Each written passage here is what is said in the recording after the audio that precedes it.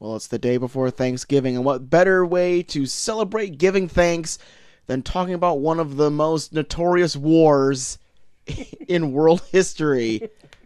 That's right, we're talking about World War II, and with World War II, we're talking about the film you all picked for us to talk about in terms of World War II. We are talking about the Steven Spielberg classic, Saving Private Ryan. What do we think of this? Well, tune in on a very special War to End All Wars edition of the Review.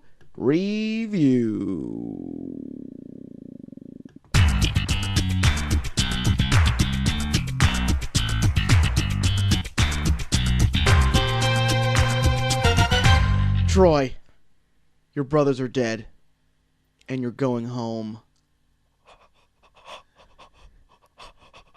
Stop jerking off. Sorry. You just told me my brother's died. I got real horny.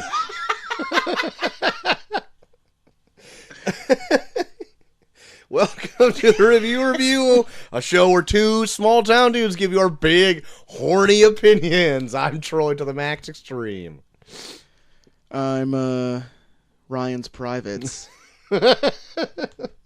And we are going to be dissecting Ryan's Privates.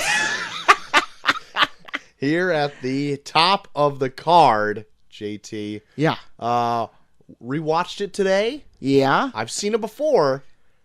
Oh my goodness. Uh-oh. Oh my. Got some stories here? Well, I may have to get into it. Uh-oh. Not now, of course. Well, that's later. Of course. Why don't we wet our palates with a bit of news from the week? Yes. All right. I'm going to be honest with you, JT.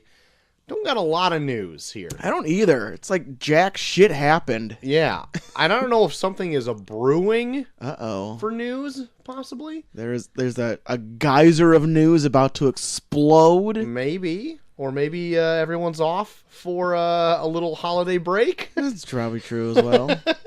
But this is one of the things that I think why there may be some big news around the corner. Uh-oh. There is a rumor out there. So maybe I should open that rumor Wow, mill. love how you didgeridooed it. Paul Hogan be proud. Avengers 4, that trailer has been really wanting to come out by... Yeah. It's bursting at the seams to get out there. It's peeking out like a raptor out of its egg. That's with, right. With John being like, come on, little fella. Come on. Come on. Come on, push. Well, it's... Push. Push. Oh, good. Did you just watch Jurassic Park? No, but it came in my mind, and I wanted to really draw it out. To use it. Good. Well, it's rumored to release this Black Friday. Oh my God! I know. Right around the corner, you could be seeing some sweet, sweet, supple Avengers 4 trailer action. Oh my God! What might even give the name? We don't have Yeah. a goddamn name We yet. don't got a name for it yet. Jesus! Well, the people naming this are the same people that are making Hellboy. Just don't want to release They don't want to nothing. do shit. Ain't doing shit. It's upsetting, firstly. Secondly, that'd be pretty sweet if it released Black Friday. Yeah, Be a nice little Friday treat yeah. for With all your shopping, That's right. just put a nice little cherry on that big pile of capitalism That's by right. putting out the Avengers 4 trailer. That's right. Do I think it's going to release Friday? No. But rumor is that it might. Speaking of movie... Love the rumor that is it might. Yeah. No kidding. Like, even the rumor doesn't want to, like, really... like, this rumor doesn't want to, like, commit to anything. Right. And if the trailer full out comes on Friday, I mean, we haven't even got a teaser for it or nothing. It'll just be full-blown, full frontal trailer. That does not sound like Disney. I know. Disney has trailers that are reactions to their trailers now. I know. Fucking Toy Story. It's stupid. Namely, It's stupid. It's stupid. But speaking of Speaking of movie titles, JT, I got Yes. one for you. Did you hear about What? this? No. That the Birds of Prey movie Yeah. that is coming out, featuring the likes of Harley Quinn, maybe a And he's having a seizure. hey, maybe a Black Canary. Who knows? A Batgirl, maybe. Yeah. Who knows who's going to be in this movie? Yeah. But I can tell you what the trailer is. And at first, it was speculated as a joke. Title? Yes. Okay. No, what I say? You said trailer. I meant the title. And it was later to come out from Warner Brothers that it is not a joke. 'Cause Uh-oh. here's the title of the movie. Okay. Birds of Prey, parentheses, and the fantabulous emancipation of the one Harley Quinn, end parentheses. Oh, so they're doing a whole Doctor Strangelove with this thing. Maybe so. But that is a exceptionally long title Yeah. and terrible because no one is going to say that. They're going to say, you want to see that Birds of Prey movie? And then that's it. But what I'm getting at Hope they here- make you say the whole thing when you buy a ticket. It's a requirement by Warner Brothers. They don't say the whole thing. Don't give them shit. I want to say is that this is how they're going to try to maybe humanize Harley Quinn a little bit more in this movie so she can have her own spin-off, which we know is already down the pipeline, Yeah. to make her such maybe a bit of a bit of a good person, a good girl. I don't fucking care. Yeah, nobody cares about this. It's light Like it's gonna news. last. It's gonna last this long enough. It's gonna last as long as it took me to read that title. Yeah. And this just in, Warner Brothers just canceled all of DC. Mhm. Shit. Yeah. So there you have it. Birds of Prey and the fantabulous emancipation of the one Harley Quinn. Good. Puh. Spit on her. Spit on it. Speaking of shitty things, JT, Robin Hood has been getting terrible reviews. Awesome. That's a surprise to no one. Yes. It's been getting horrible reviews from reviewers, Good. saying it is like Poor Taryn. it is a terrible ripoff of a Guy Ritchie film. I saw that as one, and It looked like a Guy Ritchie film in the trailer. and then just that it's soulless and empty and all that kind of stuff. I wouldn't say, I mean, I haven't seen it or anything, but you gotta have seen it from the trailers. That's what it looked like. I think I know what this whole fucking thing is just by watching the trailer. It looks like a Batman movie. Yeah. That's it. And a bad one at that. And how? And how? It looks stupid. Looks stupid. So there you go. Last bit of news, JT, I got is a bit of casting news. Uh-oh. Got a little bit of casting news for the Mandalorian. That our babe Gina Carano is going to be casted in the Mandalorian as Wow. some unknown person. Oh, wow. Oh, wow. Indeed. So check out Gina Carano kicking some ass in The Mandalorian on the Disney streaming service. Disney Plus, coming in 2019. Can't wait. And Can't that's wait all to my spend news. more money on shit. Yes. Yes.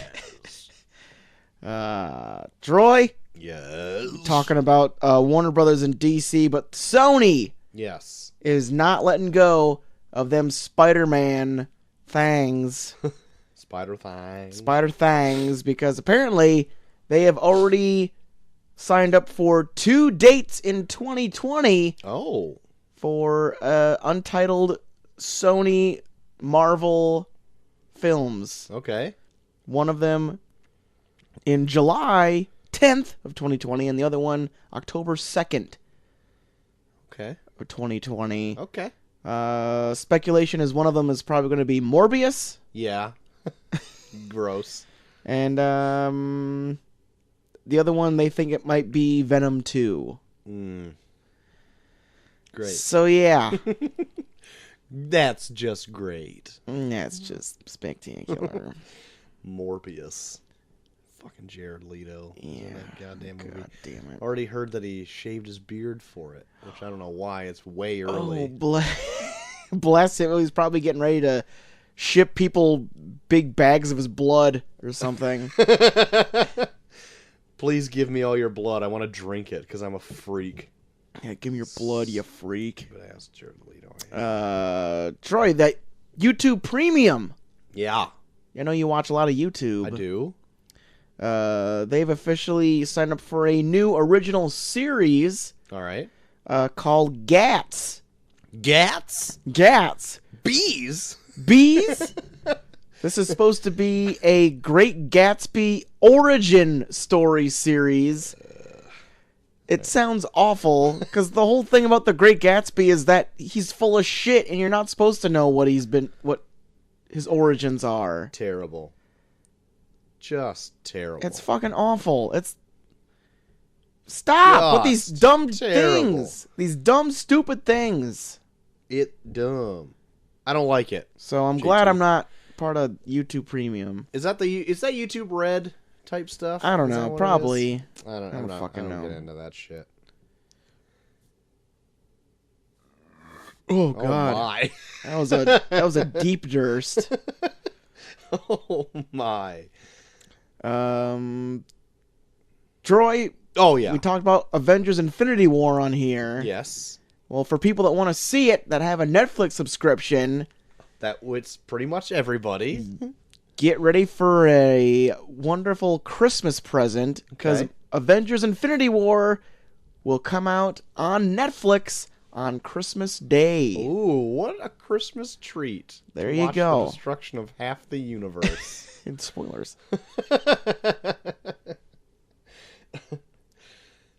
You know what I also heard that YouTube is doing? Huh. It's showing films for free on it with sponsored ads Really? throughout it, like commercial breaks, kind of. Was one of them Saving Private Ryan? Was not. Damn it. I Well, I mean, good, because I paid for it, but damn it. I paid $3 to watch that. So spoilers. We'll I see. guess. Spoilers. There's an after credit stinger in Saving Private Ryan where Troy's paying $3. I think I own that movie too. I just couldn't find it for whatever reason. That's all right. I don't know. $3. That's chump change to us podcasters. I know, right? We make so much money. That's right. Last bit of news, Troy. You a big fan of Jack Reacher? No, Okay. I'm not really. Well, this will be right up your alley, Troy, because they're making a TV series All right. based on Jack Reacher, Okay. but it won't star Tom Cruise. Oh, too big for TV, Tom? Too big for TV Tom. That's his nickname. Too big for TV, Tom. Just circles the internet. He does. What? It's just not going to be starring him. That's it. No, yeah, I don't know who is going to be starring. Did you watch both those movies, Jack Reacher? I watched the first one. I didn't mind the first one. I thought it was For whatever decent. reason, I couldn't get into it. I thought the first one was decent. I heard the second one is awful, so I never really watched it. Me neither. Didn't see it, JT, so I can suck it. Cool. That's right. So, do I care about the TV thing? No. No. Okay. There, it's all my news, Troy. It was a slow ass news day. Well, News week. in light of news, there is a ton of trailers that came out this week. Yeah, I found a few. I have 5. Jesus Christ! But before that, JT, you might want to ready that mail scream. What? More Oh, mail. that's right, JT. Load it up. Mail scream times 2.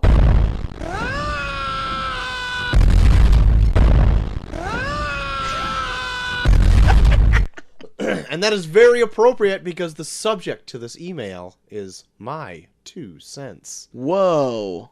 Back from the dead, Jude Smith. What? Writing back in with a pretty extensive entry this week. Really? That's right. Here we go.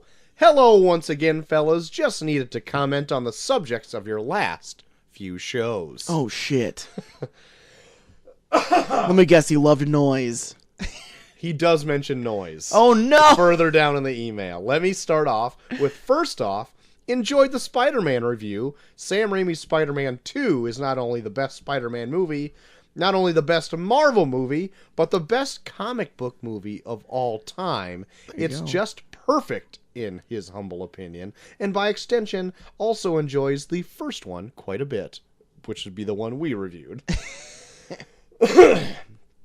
It could be that both films came out at just the right time for my 10-year-old self to be blown away, but even now I profess that 1 and 2 make some of the funniest, most heartfelt, and exciting scenes put to film.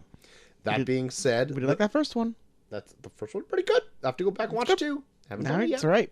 We'll have to save... We can save that for Spider-Man Home... or Far From Home or something. There you go. There you go. Precious tritium.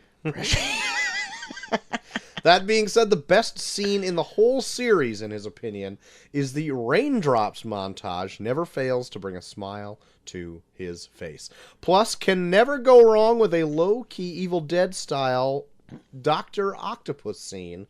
So maybe he likes the second one just quite a bit more. Yeah, talking a lot about the second one. That's all you've been bringing up, Jude. But both films are just about perfect in his eyes. And as one of the few, and apparently very few, who have seen the film Noise, I feel as though it is my duty and responsibility to share my opinion on it whenever it is brought to anyone's attention. Jesus. Which happens less than you would think. How is it that one of our listeners is one of the few people that have actually seen Noise? We have a niche market, JT, and our listeners know what is up. Jesus. Anyway, the only redeeming quality of the film... Yes, Jude is on my side. Yeah, I had you going for a minute because I could see you sweating for a second. At least for him, is the novelty of a movie about a philosopher dead set against the little annoyances who inadvertently himself becomes one of the most annoying characters ever put to film. The equivalent of a mom in a movie theater yelling very loudly at her kid to be quiet, despite the kid being all right, but the kid is the whole city. And the yelling... and the yelling goes on for about 90 minutes. It makes me... And he also bangs multiple women while he does it. It makes me laugh in retrospect whenever I think about the movie, both times. Aside from that, I find the movie completely forgettable and will watch Falling Down instead. Yes. Even Super deals with a similar thing, but in a less cringe-inducing way, kind of. Other than that, keep up the good work. Love having a podcast that gets me thinking about long-forgotten and very obscure films such as Noise, among others. Seriously, though, love the show. Regards, Jude. Side note, the most overlooked but most heartfelt Stan Lee cameo was appearance in Mallrats. At least I think so. I'm not a huge fan of the movie, but Stan's speech always gets me. I heard that was good. Mm-hmm. Yeah. His thing in Mallrats. Yeah. I don't remember his speech off the top of my head, but I know Kevin Smith brings it up often enough anytime he talks about Stan the Man. So. Yeah. Jude, I would probably agree with everything you said. Thanks for backing me up on Noise, by the way. I want to say Troy gave it a pretty good grade, too. I think I gave it a B-. Yeah, what the fuck's your problem? I guess I didn't hate it, but I totally agree with both of your opinions that it's pretentious. I don't know. Listen... You're just not as passionate as me and Jude are. I guess not. I don't have the passion in my heart anymore. I'm movie is cold fucking... and soulless and empty. I almost want to suggest people watch it just so there's more people out there that are as angry about how awful of a film it is like I am. Because it is literally probably one of the worst films I've ever seen in my entire life. My God. It is so fucking bad. I was watching it seething. I was like watching an Arthur clenched fist meme style. Oh boy. Oh my God.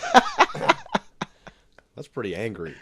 So Jude, thank you for your entry again once this week for the mail stream. Yes. Thank you, Jude. If you don't mind, anytime you write in, give us your grade for the movie. Yeah. I would love to know what you think about some of the movies when you chime in, especially like Noise and Spider-Man 2 and all that kind of stuff. Just chime in with a grade. That'd be fun. Give it to us. In fact, that goes with any listener. Any movie that we are reviewing or you want us to review, let us know your grade. We want Now we can stack it up. We want you people to weigh in because we appreciate you. That's right. Moving on, JT. Yeah. To It's Done. Yeah, it's done. These are done. They need to just come out right now. These are the trailers. What the fuck, man? They've been done forever. Jesus Christ. Of this week.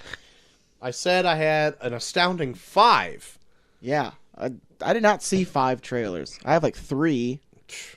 Chump chain. Fuck you. Why don't you go ahead and do yours, and I'll chime in if I have them. Well, one of the ones that I saw was... Drumroll, please. I mean, I could start with one that you probably don't have, unless you have them right now. I got them now. All right. Fuck me then, right? They put out a fun trailer for the PG-13 re-release of Deadpool 2 called Once Upon a Deadpool. Yeah. Where Deadpool duct tapes Ben Savage to a bed and Princess Bride style holds up a book in his face and talks about how there's going to be a PG-13 version of Deadpool. Yep. It's fun. It is fun. More fun than I thought it was going to be. Yeah. Because when I first heard this idea, I was like, what the fuck? Like, why do we need this? Yeah. But, I mean, if they play it off as, like, something like this, it looks fun. And I guess they did, like, film some extra scenes for the PG-13 version. Oh, so it's not a total waste of your time. Yeah. So it's not just, like, they're not, like, going over the... saying, like, kitty over the... Cool. the swear words. Are actually, like, providing original content. I hope they dub over the swears with, like, less offensive words. Yeah, that would be awesome. Oh, my God. I love it when they do that. It's, like, my favorite thing. TV edits of swears. Yippee-ki-yay, mother father. Yeah, I saw that too. I'm into it. I liked it a lot. The trailer is pretty funny. Oh yeah. They even make like a big jab at like the Fox Marvel movies, which I thought was like super relevant and on point. They must be just dumping all on Fox because they're getting bought out by Disney or something. Fox is just like, shit on us, we don't care anymore. Oh yeah, it was really good though. So check that out.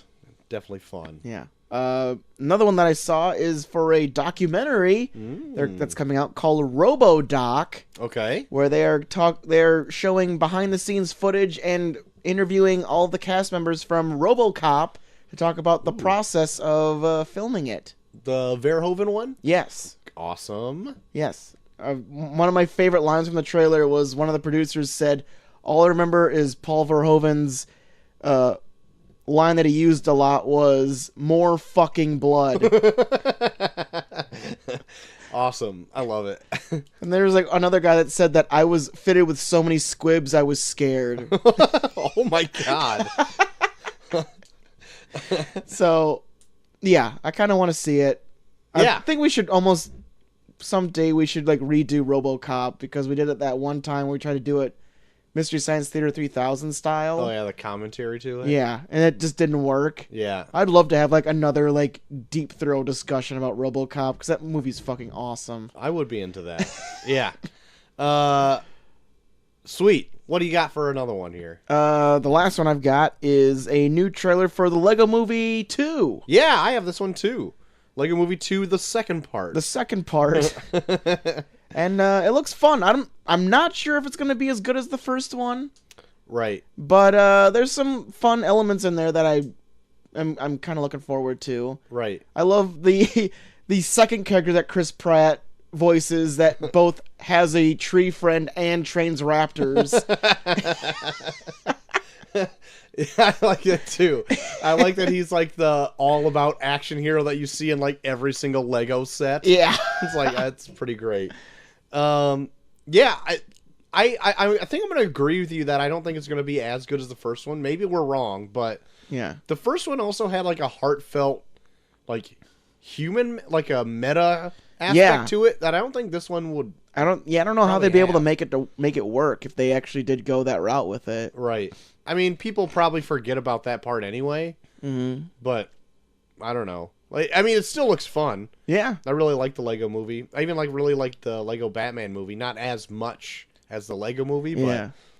I'm into it. I'll see this one. Right on. I think the only one I didn't see is like that Ninjago one. I'm like, I don't give a shit about that. Yeah, I don't know. I know that's like some kind of thing on like Disney or something too, or I don't know. I have no idea. Who knows? JT, I checked out the newest trailer for the Stan and Ollie movie. Oh, there's a new one out. Yeah, the Laurel and Hardy kind of biopic that's going on. This one, as opposed to the first trailer that came out, comes off as a little goofier, a little more lighthearted All right. than the first trailer did, because the first trailer made it seem pretty sad. And like they were kind of bitter towards each other, which I think near the ends of their lives they kind of were. Though this one kind of turned it around to maybe a little bit more lively, a little bit more jovial. Oh yeah. I would say, to get like the comedy aspect duo thing kind of down. Either way, I'm a big fan of Laurel and Hardy. When I was a kid, like my dad had old like videotapes of their stuff, and we watched that all the time. I think their comedy holds up to even today.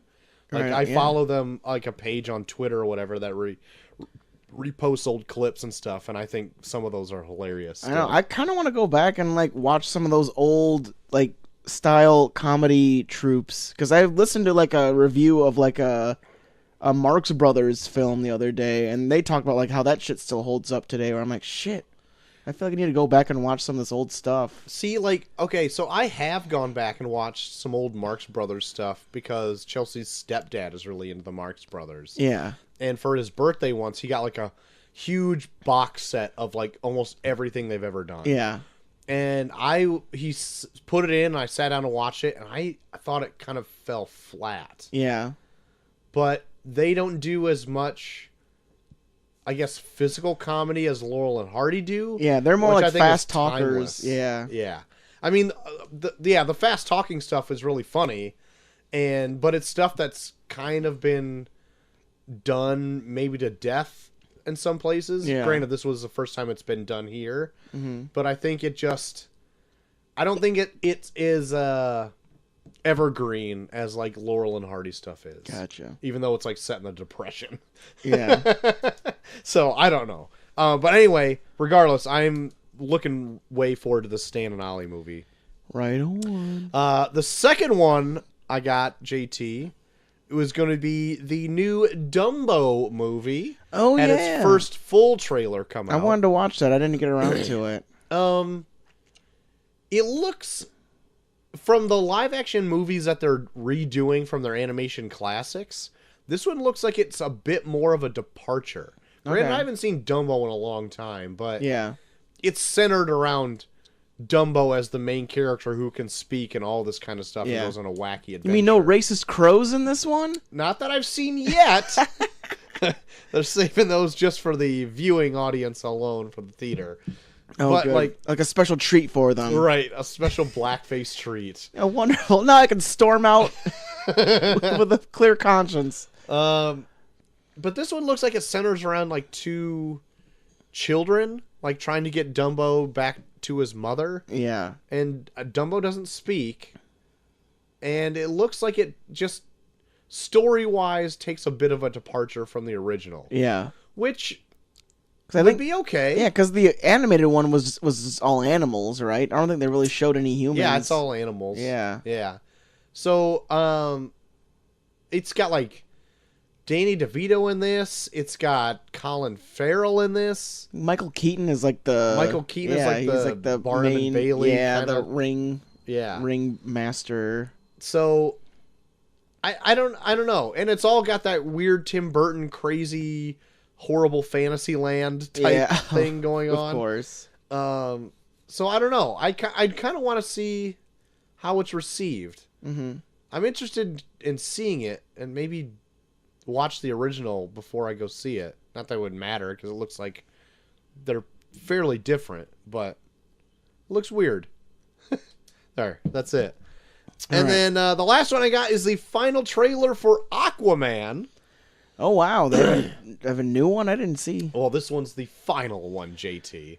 Pardon. last Well, final one. pardon me. Before all the numerous TV spots come out. Yeah. I just chop it up into 30-second stints. But this one is really Willem Dafoe heavy. Really? Yeah. I keep forgetting he's in this. Yeah, me too. And I think that's why they have it like this. But, like, it's almost all narrated by Willem Dafoe. And it shows him in the trailer, like, training Aquaman when he's, like, a kid. And, like, Shit. yeah, it's like, hey, you forgot Willem Dafoe's in this? Here he is. It's all his parts in this one trailer. So Does he show him how to broomer fast? No, to trident her fast. That's what he shows. Good old Momoa.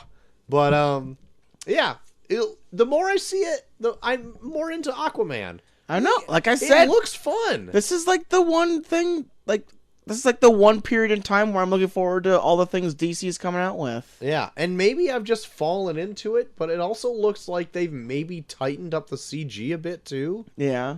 in some things. Because I don't think it looks as bad as the first time I saw it. Yeah. But maybe I'm just gotten used to it at this point. I'm not sure. Yeah. Between this and Shazam, I'm looking forward to. Yeah, same here, man. Also, figured out that we have a spot available right before Shazam, so we're totally fucking doing big. Okay. All right. It's like the perfect movie to watch before Shazam. I don't think I've seen Big in my God. 15 years. It is the craziest justification for statutory rape. And oh my God, I don't Ever. remember that at all. Yeah, Tom Hanks bangs a chick. The last time I saw it, I had to have been at least, maybe it was longer than 15. I had to be like at least 12 years old. I definitely remember he has sex in it, and it's like he's supposed to be like the adult incarnation of like a 13-year-old boy. Right. So it's like, the fuck. Oh my. I can't wait for I love Big. All right. Let's do Big before it. So there you go. Little peek behind the curtain for you people. Look at us live producing like a bunch of schmucks. Look at us getting off. But with that being said, Troy, we do have the Tournament of Random Ooh. Troy, did you see who won this past week? No, I voted really early, and I didn't go back to see what the stats were after. Well, it was a close one, actually. It was real close. Oh, nail biter. It was, of course, between Crazy Rich Asians and White Men Can't Jump. Uh-huh. And I think with just a narrow margin, White Men Can't Jump took the crown. Yep. Sorry, Troy. I went Crazy Rich Asians on this one. Well, Troy, we got our What to Look Out For 2018 I know. shows We coming can up. Swing back around. You could throw it in there. All right. Maybe I will. But are you going to sacrifice one of your other picks for Crazy Rich Asians? Are you looking that forward to it? We'll see, won't we? We will see. But anyways, White Men Can't Jump moves on in the tournament. This is a very 90s heavy tournament. We've got Street Fighter from 94, Jerry Maguire from 96, and now White Men Can't Jump from 92 Oh, yeah. in there. Oh, my. Oh, my. But the last one will not be from the 90s because we've got the 2006 Beer Fest versus the 2013 Lone Ranger. Okay. Troy, and with that... Oh, yeah, okay. Okay. Great. And with that, we got Trivia Troy. Okay, I'm ready. With these two films you love dearly. One that I haven't seen and one I could give a shit about. This is going to be a good one. So, we got eight facts. 3 from one movie, 3 from the other. 2 could be from either or, spread throughout. Uh-huh. It is your job to figure out which fact goes to which film. Troy, are you ready? I am. Okay. Number 1. Okay. One of the lead actors credits an animal for saving his life during the filming of this movie. Lone Ranger. It is a Lone Ranger. Johnny Depp credits his horse for not bucking him off when like something happened. Okay. So there you go. Stupid horse. It's one of those. Number 2, Troy. Yeah. An animated sequel was considered. Lone Ranger. No, Beer Fest. Really? Yes. Okay. It was actually considered to do a sequel to Beer Fest in animated form using the voices of the Broken Lizard boys. Okay. All right. I thought it would have been...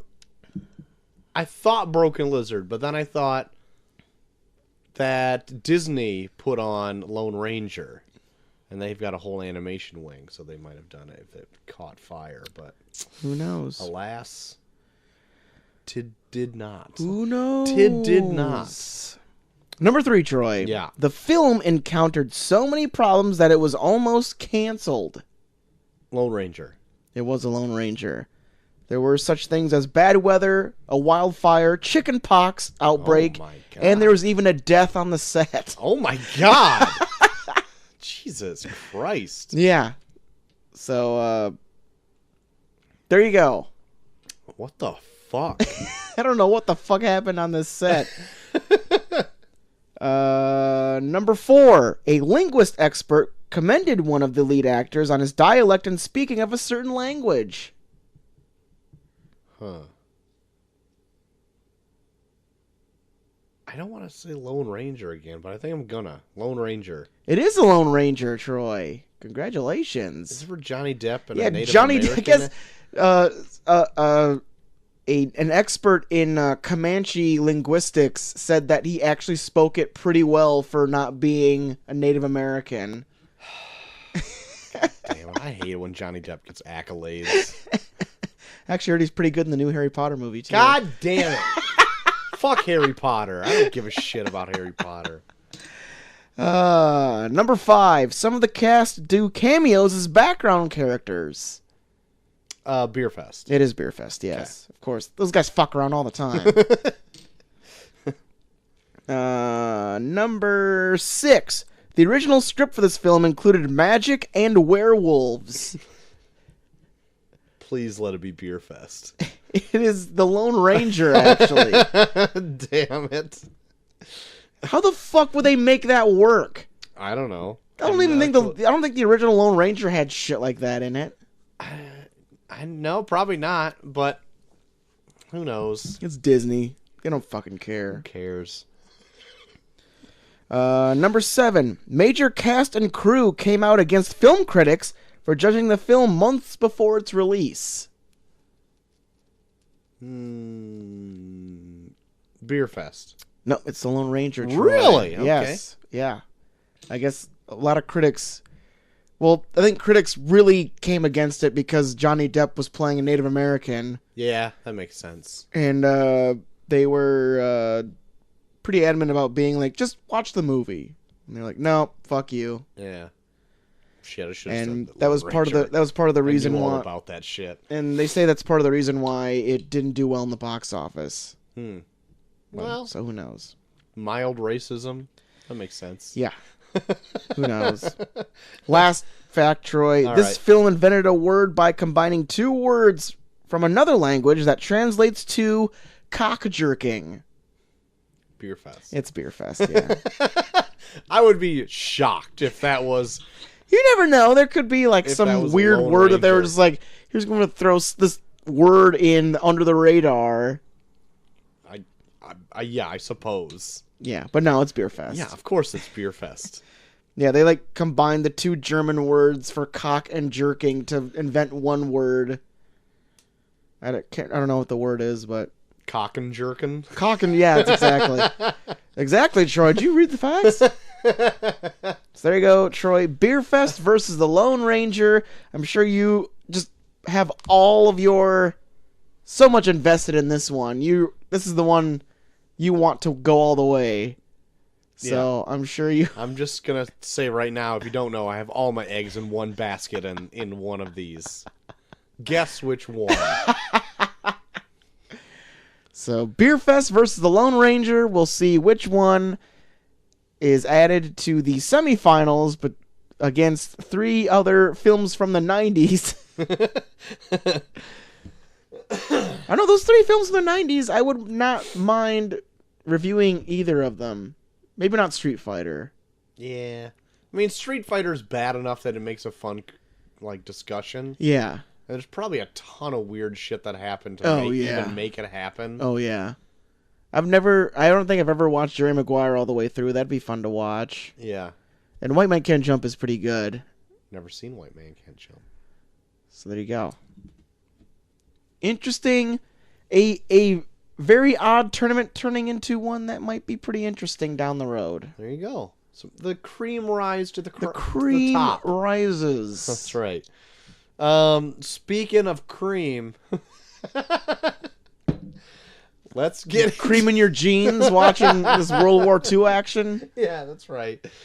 The main topic of the evening, JT, as voted by our listeners. Yes. Saving Private Ryan. Based on our what would have been review of Overlord, but then we didn't get to watch it, so then we just did a World War II poll for no reason.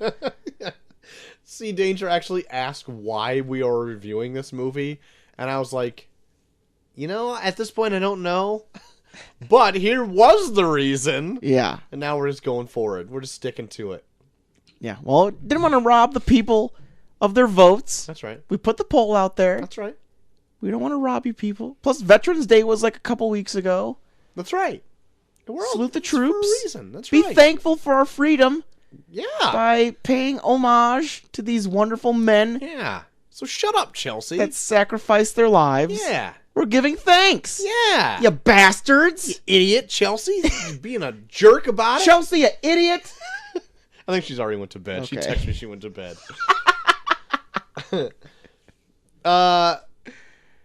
So coming out July 24th, 1998. Summer release. That's right. With a budget of $70 million, domestically made $216.5 million.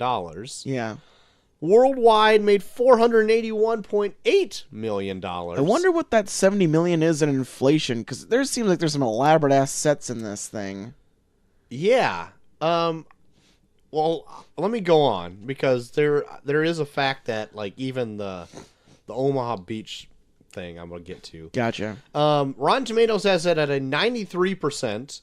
IMDb has an 8.6 out of 10. All right. Metacritic, 90%. Wow. And Shameless Self-Expression puts it at a B+. Oh, wow. Right. They are not holding back. Nah. They're all like, fuck the troops. B+. This is the #1 World War II movie, lifetime grossing, according to Box Office Mojo. Mm-hmm. Can you guess the other the other 4 to make the top 5? Inglourious Bastards. That is number 5. Okay. Wind Talkers. No. Not at all. Shitty Nick Cage. One of the runners-up was in the poll for the vote for this movie. Oh. My God. It's probably not. Is that Enemy at the Gates? It's probably not. No. That's probably mine, but I can't remember the name of the fucking movie now. Dirty Dozen. No. Das Boot? Oh, no. Maybe it wasn't in our poll. Yeah, what the fuck? That was the ones in our poll. Pearl Harbor. It's the one we were... Spoilers, the one we're planning on doing for our mini episode. Oh, yeah. We're planning on having a small get-together during Thanksgiving weekend and getting blitzed watching Pearl Harbor and then doing a show immediately after. So if you thought my review on Noise was profanity-laced, wait until this. So, Saving Private Ryan is #1. Pearl Harbor is actually #2 in lifetime Bless gross. you, Michael Bay. You want to keep guessing for 3 and 4? You done? No, I'm done. Dunkirk came in at #3. All right. Recent entry. And actually, Captain America: The First Avenger Wow. came in #4. Okay. Yeah. I was actually surprised. That was our mini up for this past week. That's right. It also came in as the number one domestic movie of 1998. I can see that. Could you guess the other four? Oh, for fuck's for the sake. top five. I don't. Popular movies in 98. 98. Ugh. I literally like that. I was so young in the 90s that it just all bleeds together. Right. You can't remember For all I- for all- for all I- or for all- 20 years ago at this point. For all I know, Jurassic Park came out in 98. I was like a young kid. I was just like, movies. All right, you want me to give it to you then? You're giving up so easily? 98. Men in Black. No. Fuck. Yeah, I don't know then. Armageddon came in number 2. Oh, I'm getting it on. Something About Mary came in at number 3. Oh, nice. A Bug's Life came in at number 4. Jesus. And this one actually surprised me. Waterboy came in at number 5. Hey, this was like the first bad movie that Adam Sandler made. That's so true. people were like going in like thinking it was going to be the next Happy Gilmore. That's true. And even then, it was only like, well, I haven't seen it in a while, but half bad. Yeah, Like it was wasn't tipping terrible. the scales. There were some things in it that I thought were funny. Yeah. This also, in 98, was the number 2 worldwide movie. Armageddon actually took it worldwide. Take that number 1 spot. You can't deny that Bruce Willis. Can't do it. At the Oscars, it won 5, JT. It won I knew it was pretty big. the Oscar for Best Director, Cinematography, Sound, Film Editing, and Effects Editing. Wow. Yeah. Well, one for Best Picture in 98. I'm glad you asked. It's Okay. Shakespeare in Love. Oh, that was that year? Yeah. Oh my god. Because I was like, what won Best Picture? And it was Shakespeare in Love. holy shit. Yeah. I heard that's like one of the ones that's like the black mark on the really? Oscars. Where I've it's just never like seen Shakespeare in Love. they've said that movie's so awful. Like it's pretty much like it was like voted that way because critics wanted to show like how fucking smart they were or some shit. Oh boy. Yeah. Last fact I have, JT, is that the Omaha beach scene cost $11 million from the $70 million budget. to That's like film. like the first 20 minutes of this film costs like Yeah. Like more than a seventh of the budget. yeah. Also, no, it'd be a fifth of the budget. I don't know fucking how math works at this point. It's too late in the day. Yeah. Anyway, and it also had 1,000 extras. I can believe that. But they probably worked for scale, maybe. Yeah. And they were also much of the Irish Army.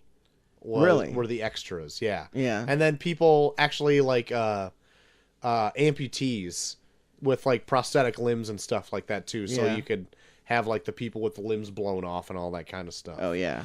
So yeah. Even Bryan Cranston cut his arm off for this. Yeah, he did. Speaking of, like, there was a lot more cameos in this. No shit. Than I even people, remembered. yeah, people that weren't even that big like at this time were like there's like the small parts in this were played by like people that are like pretty big now. Yeah, like Bryan Cranston is in this, and back here he would have been like maybe in Malcolm in the Middle. Yeah. But probably not yet. Maybe, yeah, I don't know. But I was like, oh shit, Bryan Cranston's in this. And then Nathan Fillion plays like a fake Private Ryan. yeah. Like Ted Danson is Ted in this Danson, movie. Paul Giamatti. Fucking Paul Giamatti with his bad ankles. oh shit, there's more people in this. Well, a lot of people who join the company Yeah. end up Vin Diesel. yeah, Vin Diesel, like people that become like huge in just a few years. Yeah. Even well, this movie is like fucking 20 years old. Yeah. Like Private Ryan is Matt Damon. Oh, yeah. In this. And when he was I cast think he made Good Will Hunting before this. a year before this. Really? Because he was cast as an unknown Yeah. because nobody knew him before this, and then he won an Oscar as he was filming this. And so he blew up overnight and was no Spielberg's longer... just like, Christ! Yeah, he was no longer an unknown. Damn it! He was like a star overnight after Yeah. he won the Oscar for Good Will Hunting. Oh, yeah. So that's kind of fun. Yeah, but he won that Oscar the year before this movie came out, Shit. like 6 months previous. Good Will Hunting's a good one, too. Yeah, Have to find an excuse to do that one. sure. We can skew some week to make Yeah. it work. Yeah. Or Oh, just be yeah. like, fuck you guys are going to do Good Will Hunting. Yeah, Hellboy comes out this week, so we're going to talk about this other hellaciously good movie, Good Will Hunting. But that's all my stats that's pretty much all I have written down too, except for one thing that I want to bring up after you tell me what happened in Saving Private Son Ryan. of a bitch. Should have. I don't know any of the names of the characters in this. I don't either. Just use the actors' names. All right. Well, of course, this takes place in World War II. Immediately after the events of Normandy and D-Day, Yeah.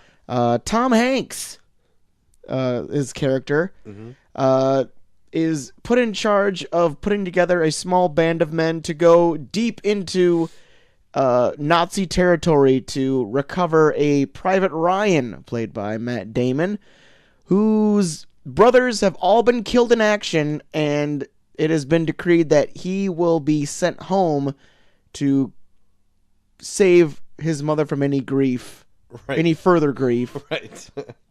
And the movie pretty much follows this company through their trials and tribulations through very Nazi-occupied France.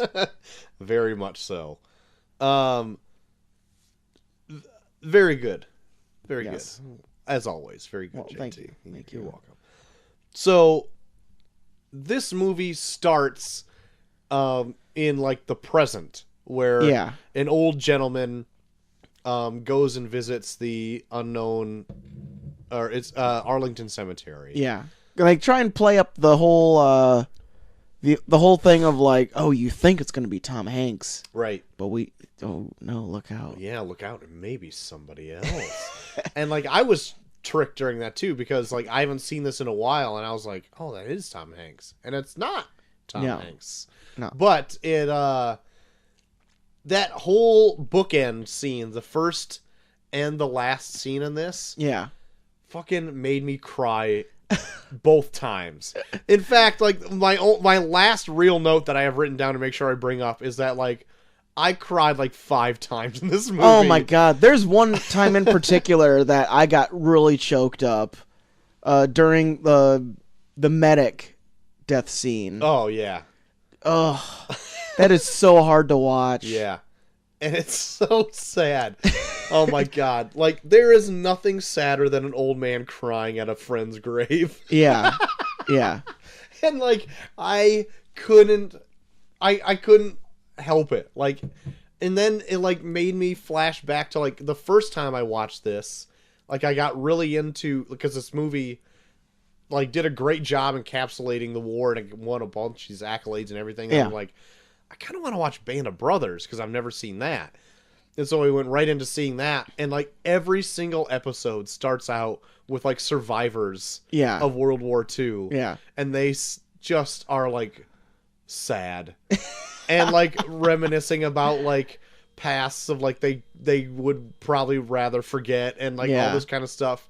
And every single beginning of the You episode start makes bawling. me cry every time. And then it goes into, like, the very heartfelt, like, opening score. Yeah. Where they're, like, introducing everybody, and I'm like, holy fuck. Every single episode, I'm just, like, a mess before it even starts. God. This movie wrecked me, man. Yeah. But yeah, so it starts out there, jumps immediately into Omaha Beach, Yeah. where that scene goes on for like a half an hour. And it's insane too. Yeah, it is utterly gruesome in its realistic interpretation of Yeah. what happened. Because even people like that were there and that have seen it, like, they either Yeah. had to leave the theater because it was so much for them to take Yeah. in, Or they'll just say flat out like that's pretty much what it was like. God, like, it is gruesome. Yeah. But it is amazing. It is in its cinematography. Yeah, it's shot so well, and like when people die, like they do like this really crazy. I want to know how they did this shit, because like there's so many times where like people get shot up and they just like ragdoll, where it's like that can't be a person. Yeah, I know. I wanted to say that too, because like everyone dies so convincingly in this that it makes it seem like they just propped up like a dummy and just cut the string above them. Yeah. Like, I don't know, everyone, man. like there's like scenes where like a room full of people will get shot up and they just fall, like you just like drop the strings of a marionette puppet. Yeah. Where you're like, how the fuck did you do that shit? I don't know. Unless that was just like the great direction. It's just like, just drop where you stand. Don't just jump, just like drop. Yeah. But it's like, it was just like the subtlety of all those like little details and stuff, and like fucking, it was so heartbreaking that like the first like boat that opened, you just get murdered. I know. It's like, Jesus Christ. Yeah. Like imagine being like that German officer that's like in charge of that machine gun, where it's like you have to deal with the fact that you've just murdered like at least 100 people. Like that. Yeah. Like within the span of maybe 5 minutes, you've just murdered 100 people. Yeah.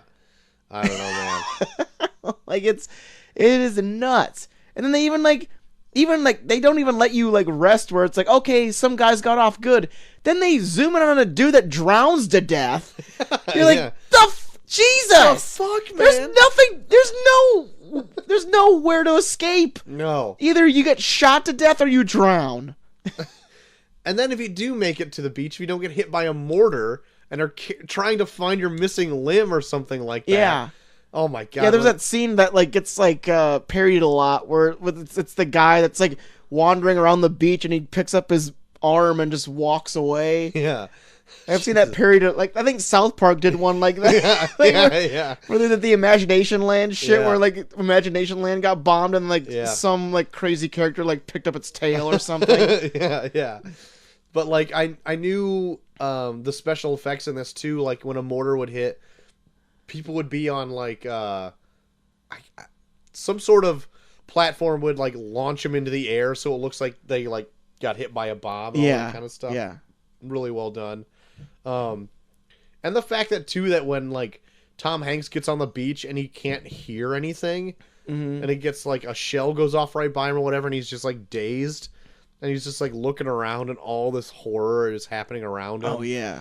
And like guy will get hit by a bullet, and you just see like blood splatter on his face. Yeah, there's so much shit where they show like the workings of war, where it's like people almost are like they're surrounded by by gunfire, and like they almost get to a point where they're just like, well, I haven't been hit yet, so I'm gonna get comfortable, and then that's when they get shot and killed. Yeah. Like there's one where like a guy gets shot in the head and it bounced off his helmet, and then he's like takes off the helmet and he's like, oh, good, and then he gets shot in the head and dies. Where you're like, I mean, like that shit can fucking happen. Where you're like, you just when you're in like that kind of environment long enough, you feel safe, even though you're not safe. Right.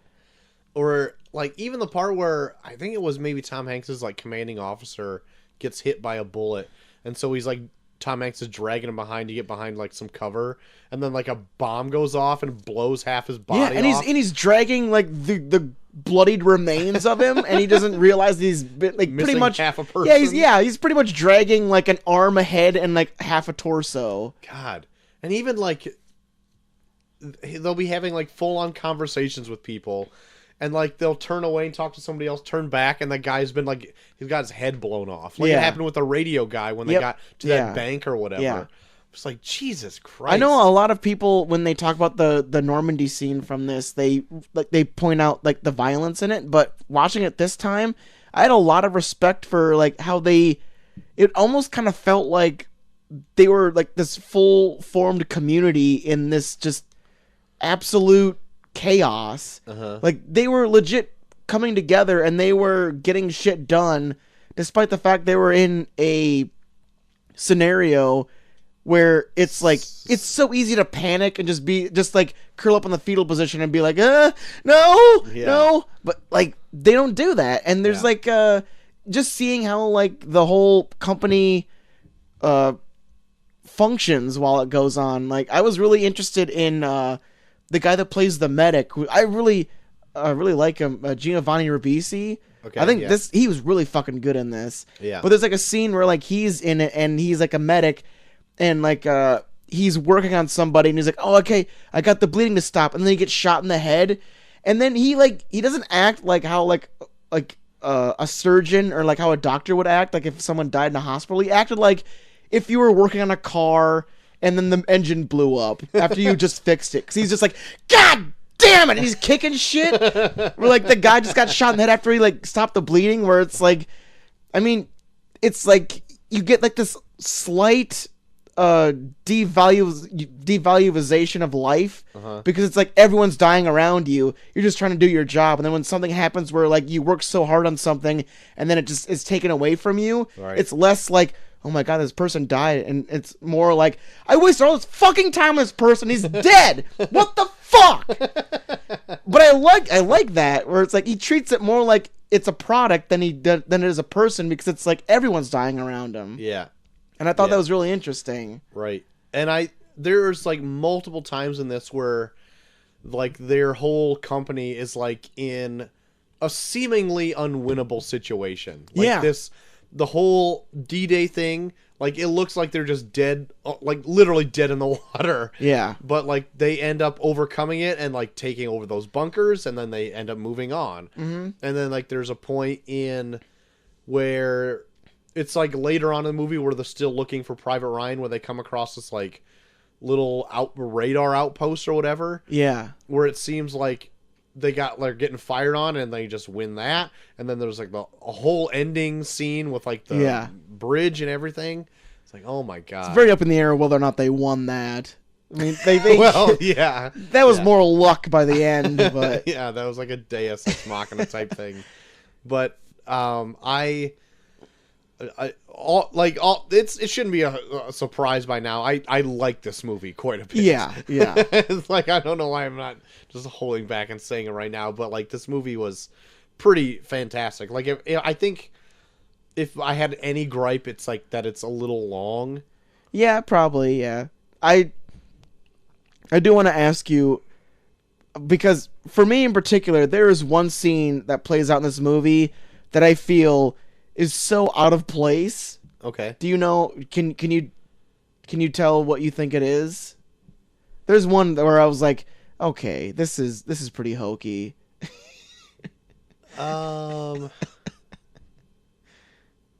Is it the story that Matt Damon tells? No, I like that. Okay, then I don't know. It's close to the beginning when they have like the corporal that pulls the letter out. Oh. See, I like that. Oh, like that. I mean, I watched it and I was like, this is like some Michael Bay shit right here. Because like he fucking, so like they do this whole thing where one-armed Bryan Cranston and his Right. buddy with the glasses come Right. in and they're like, "Yeah, we think he's alive, blah blah blah, like what should we do?" And then he's like, "Let me read this letter right here, it might take a little bit, let me get to it." And then he like pulls it out and he's like reading like this whole thing about like some woman that lost like 3 of her sons and blah blah blah, and like how this person's really sorry. And he's like, "Signed, President Abraham Lincoln." And then they like zoom in on Bryan Cranston and his like a geeky partner's face, and it's like the dude just like dropped the mic, where he's just like, "Oh fuck, Lincoln." Like they just have like this like look on their face where it's like, "I didn't know it was Lincoln. Shit, son. Yeah. You should have said Lincoln." And then he's like, "We're getting that kid back." And they're just like, "Fuck yeah." like all he had to say was Lincoln, and you're just like, "Oh shit." And then at the very end, they fucking write the letter They bring it right back. They bring it right back. It's like, "Let me drop this Lincoln line on you, bitch. We found your son, Lincoln. Bam." Don't be sad, Lincoln. Yep. "We found your son. He's coming home. Let me drop you with some Lincoln knowledge."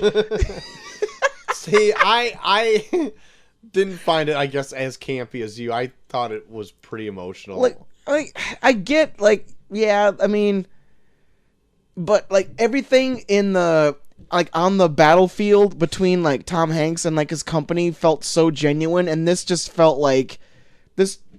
Where the fuck is it? And this just felt like Michael Bay, like, let's get some inspirational talking here with like all these old men in these army uniforms, like talking about yeah, I know this doesn't seem like a good mission, but Lincoln did this. And they're just like this big drawn out speech, and everyone's like, oh my God, so inspirational.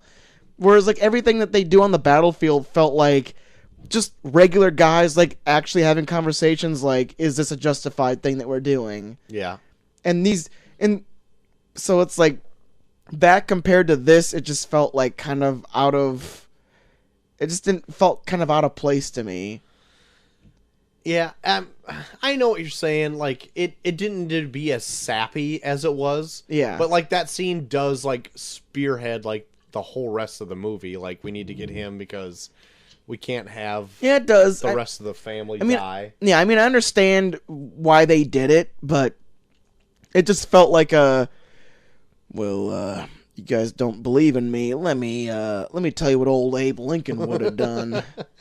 Where it's like, okay, Jesus Christ. Oh, wow. But like I think that, but like everything that is done between Tom Hanks and his company, where they're having like these legit thorough discussions, like, is it really worth like all of us going to try and save one man? Right. And everyone brings up like these amazing points and ideas about what's going on, and like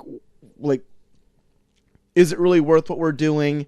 And they play it out in a way where it's like, shit, like you almost kind of get like an insight into like what people do to try and justify being in war like this. Mm-hmm. Like to almost kind of like let themselves sleep at night in a way.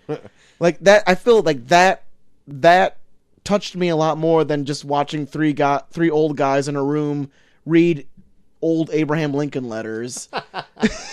I also appreciated too that it didn't really make the small little group out to be like holier than thou, like heroes. Yeah. They all had like, they weren't all great guys. No, And there's a few points in this too where it's just like, yeah, like you're just like regular people. I'm not saying you're like out to do like evil things. You're just like regular guys who have like foibles of their own and all that type of stuff. No, the thing that I appreciate the most about this, and I feel like this is what makes Steven Spielberg such an amazing director, is like he doesn't treat war like it's a bad guy versus a good guy. He almost treats it like it's a natural disaster. Like you could almost take that Normandy scene as like guys going into a fucking hurricane. Yeah. Where it's like you don't see like maniacal men firing at people. Oh, no. It's treated more like there's this hail of gunfire that's killing people around you. And even when they do encounter the enemy, most of the times when they do, they're almost just as scared as like the people that you're following. Yeah. And in certain points, sometimes they're kind of likable, like that one guy Oh, at the yeah. radar tower, where it's like he never tries to portray anyone like they're evil or more evil than the people they're fighting. It's just Right. that this is the circumstance. We're at war and we're supposed to kill each other. Yeah. And I really appreciate that about it. Yeah. I come to think of it, you don't even really see a lot of like quote the enemy in this. You see them, but they Well, never. yeah, but you don't like focus on, except for that one guy at like the radar tower, because he comes into play later. Like you don't really. There's not any time spent on them. It's all like the company that Yeah. you're following. Yeah, and even in scenarios where like the German, like a German officer could go out of its way to be evil and just awful to somebody, they don't, because they're people.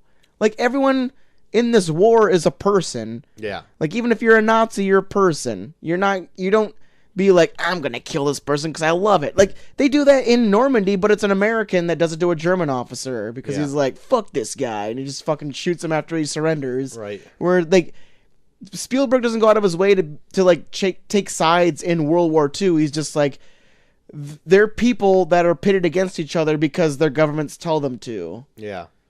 Even like the guys like at the beginning of Normandy, they come out of that bunker and they have their hands raised. like as they're surrendering, I guess they actually say like because the American guys are like joking around saying something. I can't remember what they said, but there's something funny, and they were laughing it off after they shot him or whatever. Yeah. But they came out and said like, I'm Czech, I'm not German.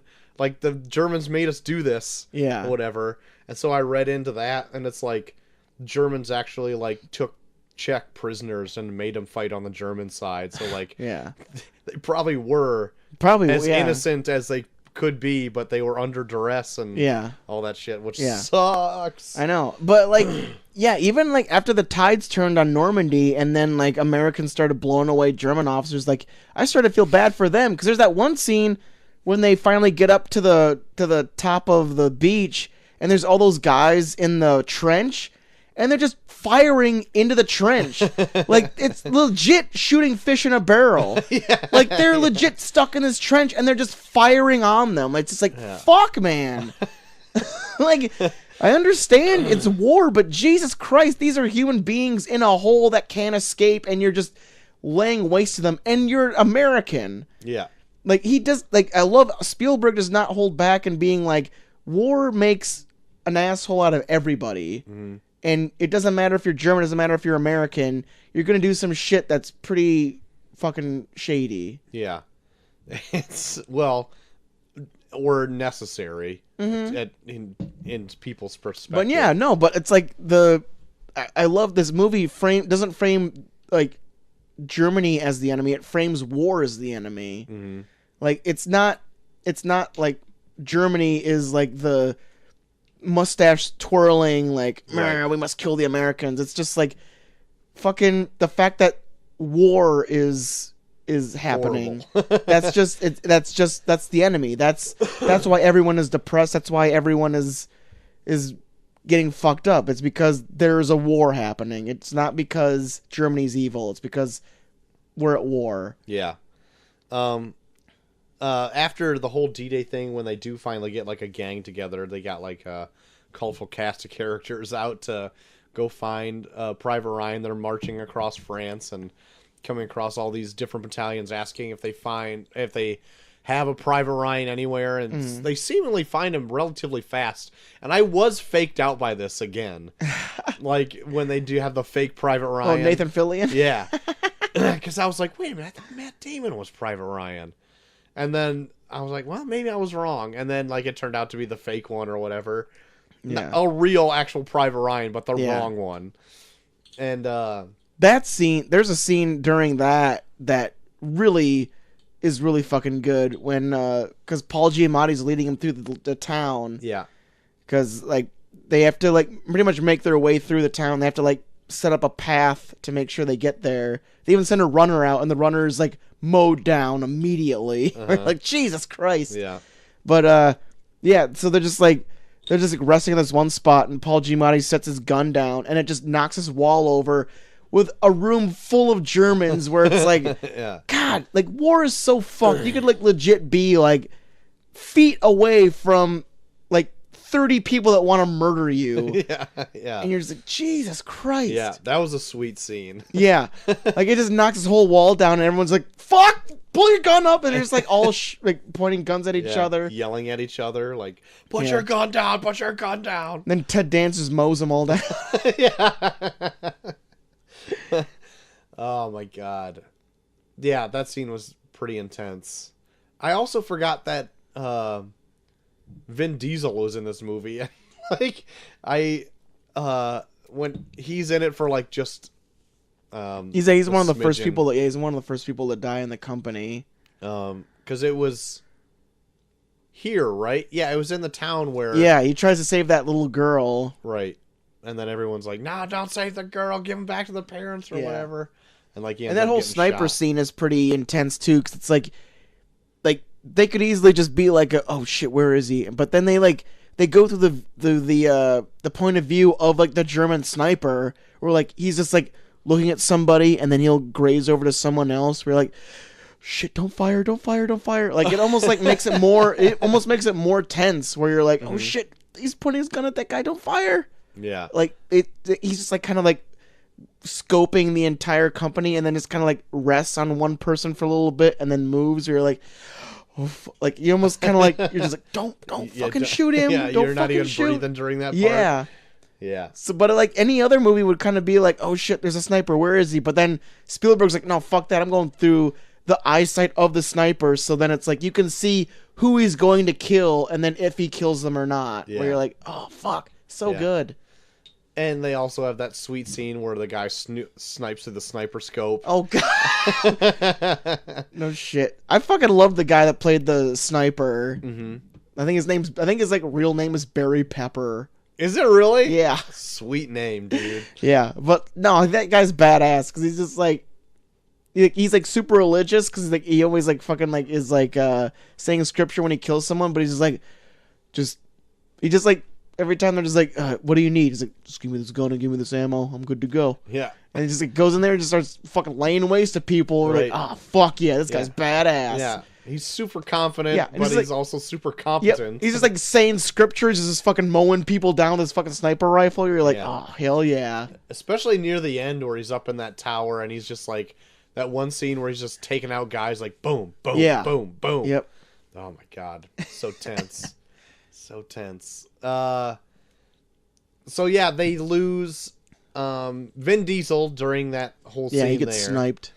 And then it wasn't until they come across that whole radar station is when they lose another person in their company, which is Yeah. the medic. That's the one. I think that's the one that where I almost cried was when the medic scene Yeah. because they do this whole thing where like there's a machine gunner and then Tom Hanks is like, we got to take him down because if we don't take him down, then it's just gonna be some other company's gonna get mowed down by it, and like at least we found it, so we have the ability to stop it. Mm-hmm. So they do this whole thing where they flank in a bunch of different directions, and they just keep throwing grenades. Like, I fucking love that scene where like they're throwing grenades and they're getting thrown back. Yeah. Where it's like you never really see that in a war film. It's just like someone throws a grenade and it blows up, but you're just seeing like they have to throw like 6 or 7 grenades before they finally start sticking because it's like they Right. just keep picking them up and throwing them back. Yeah. But so I like that. But then they play that off really well too, where it's all done from the perspective of like the ammo guy, like the translator that Uh-huh. Tom Hanks brings with him. He's like super scrawny dude that like's never really seen a lot of action, but he's a translator and all of his translators died, so that he's like coming together. He's coming with the party to go save Private Ryan. So like they show from his perspective where they make him stay back and he's like looking through like a small scope and it's just all this like shrapnel from this machine gun and like grenades that are going off and he's just kind of looking from back from a distance where you're like, god damn, it's crazy. And then like there's just silence and then they're yelling, bring the medikit and bring water, where you're like, oh fuck, who died? Like who got shot? And then they show that it's the medic and like God, it's done in such a way like he plays it so fucking well. Yeah. Like he looks like he's like gagging on blood and like they do like some crazy shit where like it's just blood is constantly flowing out of like these holes in his chest. Uh-huh. Where it's like, how the fuck did they do that? I have no idea. And like they're just constantly pouring like salt packets or whatever on they're it. pouring like they're pouring like this shit on like these like weird like white powder on there and like water, but then like every time they do that, like it clears away, but then like more gushes of blood come out. And like because he's a medic, they're like asking him like, what do they do to him? Like what do we do next? What do we do next? And he's just like, just give me morphine. Where like he's just accepting he's gonna die and shit. And then he just like as he's dying, he's just like crying for his mom. We're like, God, fuck, that is just so hard. That got me too, especially because like Tom Hanks is like, is there anything we can do? And he's like, morphine, more morphine. And Tom Hanks, everyone knows that like it'll kill him. Yeah, so like, he's asking to pretty much like kill him. one thing of morphine is pretty much to get rid of the pain, but then and they did that like the first thing, but then he's like more morphine, and they're just like looking at Tom Hanks, and he's just like, yeah, just give it to him. Yeah, and so they put him like 2 or 3 more in him. Yeah, and Tom Sizemore is just like, oh fuck, I don't want to do this. Yeah, like he's like willingly killing him. it, like just shoving it in his thigh. Yeah. Oh my god. But yeah, that one was rough. That was probably like one of the best like dramatized like death scenes. Yeah, I've seen Giovanni Ribisi and other things, but this is like the one where I'm like, holy shit, this motherfucker can act. Yeah, but like everyone that was in this was bringing their A game. Like, Oh, no I don't know shit. what strings people had to pull No to shit. get these people in there. It probably because it was like when this came out, wasn't it like an anniversary or something? No, it Maybe. wouldn't have came out. Maybe, like, at I don't that know. time. But even Tom Sizemore, like I'm not the biggest Tom Sizemore fan, but I fucking loved him in this. Like Yeah. he was like Tom Hanks' right hand man. Yeah, And like he always kind of chimed in, and every time he did, and I'm like, God damn, he's really fucking good in this. yeah. And apparently there was a whole deal. Did you read about his whole drug thing? Yeah, he was really into like drugs and shit. Yeah, but like Steven Spielberg said that he will drug test him every day during the shooting of this. Yeah. And if he fails and any time, he will reshoot his scenes and put somebody else in. Oh shit. And so like he tested clean anytime he got like tested, God damn. and then he fell off the wagon again after the movie Oh, came yeah, out. exactly. But like he was clean during the whole shoot of this movie. He was fucking awesome in this. Yeah, I thought he was really good too. And Yeah. I don't even really know much more that he's in. I've seen him in other things. I can't think of it off the top of my head, but I've seen him in plenty of other things before. But and like, he usually plays like a gangster or something in like other films, but on this I'm just like, God damn, like he really fucking brings it in this. Yeah. They're all like everybody is on like Hank's par level of acting. Yeah. And if they aren't, because I think kind of like Vin Diesel maxes out at a certain point, but he's out early enough in this, and he doesn't have like Yeah. that many real speaking lines. That Yeah, it's, he's like, kind of like the stereotypical like Brooklyn. He's like, hey, I'm gonna bring. She reminds me of my cousin, eh? yeah, yeah. Like, okay. She reminds me of my little niece, huh? How about we go get a big New York slice after this, huh? Anyway, Yeah, no, I would probably say that this is probably the best role Tom Hanks has ever done. really, Because I can't think of any, like, I mean, he's done so many good things, but in this, like, he plays, like, that awesome line of, like, strict and, like, comforting, yeah, where, like, he just seems like someone that can get the job done every time. yeah, yeah. I might agree with you on that. Like, but I really like him in some other things too. Like, I really like him in The Green Mile. Yeah. He's really good in that. I think he made that like right after this, maybe. Yeah. Not sure, but he has like I thought like a really good scene like around that radar scene where he like finally just breaks down behind like a bunch of rocks. Yeah. And like just shows that he's like not just has it together at all times. Yeah. Well, they play it up where like they portray him as like he feels like he needs to present himself a certain way in front of the people that are Right. below him. Right. Like they even have that scene where like he's having that conversation with that guy where he's like, "Why don't you complain to us?" And he's like, "'Cause you only complain up." Yeah. And like I'm the head of this company. I can't complain to anybody. Yeah. Like I you can complain to me, but I can't complain to you because Right. that takes away from like kind of like his authority. Right. So like they even show that in how he even grieves, where like he has to make.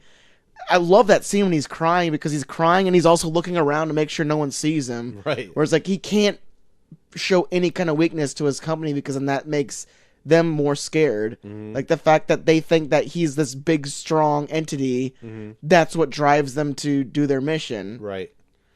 And then during that whole thing where they meet that like Nazi officer and they end up letting him go, and then they have this huge fight over it and they're gonna come to blows or whatever, and he finally like breaks down, and it's like, man, he knows how to diffuse like any situation. I know, in like this. it's like that, like the whole thing of like, because they spend like the first half of the movie just like trying to like figure out like what he did before the war, because he never tells anybody. Right. And then they get to that point where like they're all at blows because like half the company wants to kill this German officer, the other half wants to let him go, and they're all just like pointing guns at each other. And then Tom Hanks like, "What's the pool at?" Like, what? The pool of where I came from. what I'm going to tell you. What's the pool at? And they're just like, they said, oh, like 200 or something like that. It's like, well, from Pennsylvania, I'm a teacher. And then everyone's just kind of like, oh, okay. And they just kind of like stop where it's like that. I think even Tom Sizemore's like, oh, no shit. And like, Yeah. just stops whatever he's It's doing. like, it's like that fucking ace in the hole that he kept in like his back pocket where it's like, well, if I get to a point where I can't talk him down, I can just drop this knowledge and then everyone will just settle down. Mm-hmm. But like, it's perfect. Like, it's so good. Yeah. And then just that he's like this huge important entity in this whole thing, and in real life he's just like this English teacher who just happened to get drafted, and now I know, like, teachers are always kind of like a thing in war. Like in Gettysburg, like the movie Gettysburg, they go really in depth on like, it's like a true story too of like this guy who was a school teacher who like held a hill on Gettysburg to keep the Confederacy from moving on. Except the Confederacy would have taken that hill, they probably would have won Gettysburg because they would have had the fucking high ground and just like fired on everybody. But like this school teacher with like a handful of men held this hill and kept the Confederacy back. Mm-hmm. It's like, it always seems like a school teacher is like the one. They got to deal with a bunch of bullshit, man. They have the stress. It's always a school teacher. But a scene I really liked in it was, they do a scene where, oh, I'm thirsting, but they go through a bunch of dog tags. Yeah, and like, it shows like, kind of like, I love this movie does a really good job of showing like what your mentality has to be to try and cope with all this death going on around you. Like, it almost kind of lighthearted about it, but it's like still some fucked up shit where like they're going through dog tags to see if they can find Ryan's name on any of the dog tags. And like joking while they're doing it too, where it's like they'll pull out one with like a hole in it that's covered in blood. It's like, oh, this guy got fucked, and there's like shit like that, and like, and then like as they're doing it, like I think like the medic guy like comes up to him and he's like, you do realize like their whole company is like marching like right next to you as you're doing this shit, and they're just like, oh fuck. Yeah. It's like, and he comes out angrily like doing it. It's like, don't you fucking guys realize what you're doing? Yeah. Like, look at what you're going, and like they're like dealing them like poker chips, like essentially. Yeah, I know. It's like going to like an old woman's funeral and then talking about how much she's a bitch in front of like the people that are like like walking through like the line of people that are grieving, being like, God, what a bitch. Like, that's pretty much what they were doing, because it's like, it's people that they came up with through like basic training and shit, and now they're like marching by like being a lot less than they were before, and now here's this guy going through all their dog tags being like, oh, this guy sounds like a fucking idiot. Yeah. And like just like commenting on their names, like, oh wow, like three Irish guys in a row, they're really fucking killing Irish people out here. Like, oh my God. Yeah, insane shit. That was a really good scene too. Lightened up by a bit of levity by the deaf guy, or the half deaf guy, because a mortar went off by his head or whatever it is. So he's like, Ryan, I can't hear you. You're gonna have to speak up. Yeah, but no, it's like they show kind of like how this movie, I feel, does a really good job of kind of trying to show how these guys cope with being in this war. And they even like point out where it's like they are well aware they're not going to be the same people when they come home too. Yeah. Like, even like Tom Hanks has a really good dialogue in there where he's just like talking about where it's like, I'm pretty sure my wife is not even going to recognize me if I go home. Right. Yeah. He has a few of them like that too. Like, even when they finally do meet the real Private Ryan, and the last memory that he has is like his brothers walking on his oldest brother trying to get frisky, trying to fuck this ugly chick in a barn. Which I guess that whole story was ad-libbed by Matt Damon. It's based on another story that he he read in a book or whatever. Yeah. But he ad-libbed the whole thing. And so, like, his reaction and Tom Hanks' reaction are semi-genuine. Yeah. And Steven Spielberg just decided to keep that in the movie. Matt Damon's really fucking good in this too. Mm-hmm. Like, just for, like, he's not in it that much. He's only in it for, like, the last hour. But he comes off likable enough where you're like, I'm glad they did this. Like, he's a good dude. Right. Because the whole rest of the movie, they're like, this guy better be worth it. Yeah. And then you meet him, and he is just like a down home. Even like, spoiler alert, Tom Hanks' last words are like, he pulls Matt Damon in and he's like, you better earn it. Yeah. Like, earn this. Yeah. Like, we all went out of our way to save your ass. Earn this. Right. But and it's like, it makes you like, it like puts that whole other, that scene in perspective from the beginning where like when like the old guy shows up and he starts crying before he even gets to the cemetery, and like you think it's Tom Hanks, where it's like, oh man, he's really just broken up by all of his friends that died in the war. Right. But then like you see it after you've seen everything, where it's like, oh no, he's broken up by the fact that all of these men died just to save his life, and now he's like, it's like weighing on him where it's like, did I live a good enough life for these men that died for me? Right. Yeah, because the old man is Private Ryan. Yeah. And it's like a part of me is like, almost kind of wants to be like, fuck, that's almost worse than just letting him die. Where you're like, you're basically making this guy feel guilty for living, where you're like, inadvertently. Yeah, inadvertently, but it's still like you have to kind of like think like, God, like for the rest of this guy's life, he's gonna like think that so many men died to make sure I got home, and I have to live a good enough life to justify these men dying. Yeah, to live up to their names. Yeah, right? And there's no way he can do that. I'm sure even after his wife said, of course you're a good man. Yes, you lived a good life. There's still got to be some hesitation in his head where it's like, am I though? Right. Did I really live that good of a life? Did I really live as much of my life to the fullest for these men that sacrificed theirs to save mine? It's just like, Jesus Christ. Pretty heavy shit. Yeah. I want to talk a bit about the bookend, that old, Private Ryan, like the old guy. Yeah. And his tag-along family. Because the more I think about it, the more of, like, insensitive I feel like it is. Yeah. Because he usually does this by himself. And go visits, like, the place who knows how often. But this time, they came with him. But, like, in the beginning bookend, like, I guess, like, his son or his son-in-law is, like, taking photos of him. Like, walking up to this thing. Yeah. And, like, his family's just kind of hanging back. Just, like, watching him, like, lose his shit. Yeah. Over, like, these graves of, like, people that saved his life. And the more I think about him, like, get the fuck out of here. Leave this man alone. Like, he is obviously going through some shit his whole life. Yeah. This is the one thing he's clinging on to. Yeah. Leave him be. Yeah. Jesus Christ. But like, it's not some sideshow act. Yeah. But you think of that shit, it's like, it's probably shit that happens, though, where, like, this generational gap where people are just like, I want to go watch Grandpa go talk to his friends from World War II, where you're like... I could imagine the youngest kid there is like, this sucks, let's go. Oh, yeah. Like, you get, like, the oldest son who's like, let's respect Grandpa and go visit him. Yeah. Like, we're...